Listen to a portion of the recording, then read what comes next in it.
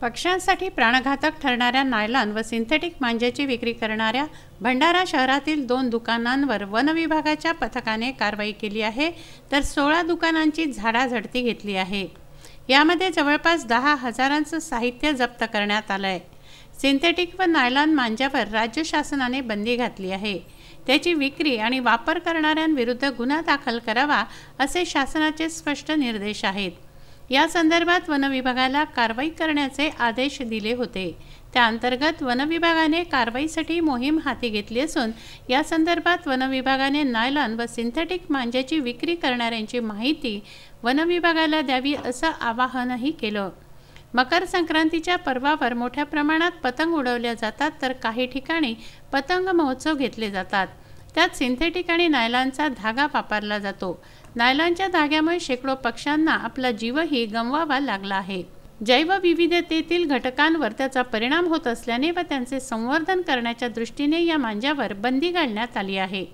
One विभागाच्या one परिक्षेत्र अधिकारी व वन कर्मचारी फिरते पथक यांच्या संयुक्त चमूने शहरात पतंग विकणाऱ्या दुकानांची झडती घेतली।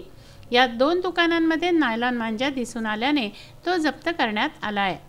या मांजाची किंमत 10,000 रुपये सांगण्यात आली आहे। यासह 14 दुकानांचीही आणखी तपासणी करण्यात आली आहे। या कारवाईत भंडारा वन परिक्षेत्र अधिकारी विवेक राजूरकर, मोबाईल पथकाचे प्रमुख संजय मेंढे, राऊंड ऑफिसर इरशाद सय्यद, इरपाची, लेंडे राठोड, केंद्रे, अनिल शेळके, नितीन खंडागळे, सचिन कुकडे यासह अन्य कर्मचाऱ्यांनी सहभाग घेतला।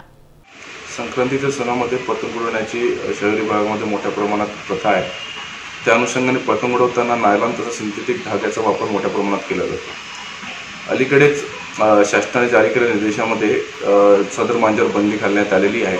तसेच एन्व्हायरमेंट प्रोटेक्शन ॲक्ट 1986च्या सेक्शन 5 अंतर्गत नागपूर हायकोर्टामध्ये दाखल एका याचिकेनुसार सदर मांजावर पूर्णपणे निर्बंध घालण्यात आलेले आहे। तरी पण शहरी भागात आम्हाला काही मिळालेल्या माहितीनुसार काही पतंग विक्रेते नायलॉन धागा विकत होते। त्या अनुषंगाने वन विभाग भंडाराने त्या ठिकाणी धाड मारून सदर पूर्ण साहित्य जप्त केले आणि त्यांच्यावर नियमानुसार योग्य कारवाई केली।